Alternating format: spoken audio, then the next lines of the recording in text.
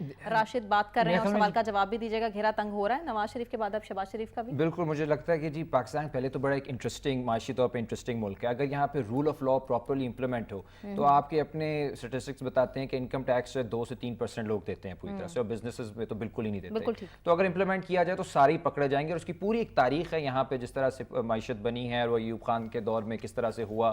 22 خاندانوں کو شاید آپ لوگ کو یاد ہو انہیں کس طرح سے پیٹرنیج ملا ریاست سے.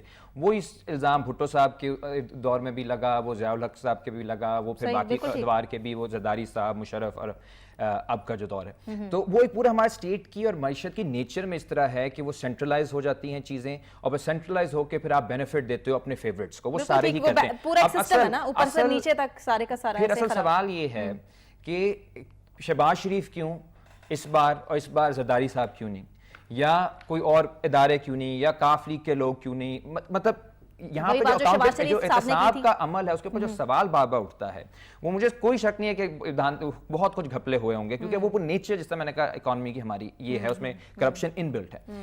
لیکن یہاں پہ اکاؤنٹیبلٹی کا پرابلم یہ آتا ہے کہ اکاؤنٹیبلٹی ایک ٹیکنیک بن جاتی ہے. یہ نہیں کہ آپ نے کس پہ اکاؤنٹیبلٹی کرنی ہے, مگر زیادہ اہم یہ ہو جاتا ہے کہ کس کو آپ نے رعایت دینی ہے, اس کے تھرو یہاں پہ پوری پالیٹکس کو آگے پیچھے کیا جاتا ہے. ابھی کچھ سال پہلے تک جو مسٹر 10% تھے ان کو کوئی کسی کیس میں ابھی تک سے نہیں پکڑا گیا, کوئی کچھ ثابت کرنے کے لیے ان کے پیچھے نہیں پڑا, اور لوگوں کو خدشہ یہ ہے کہ شاید کوئی ڈیل ہوئی ہے, کوئی معاملات طے ہوئے ہیں, وہ بھی قوم کا پیسہ تھا.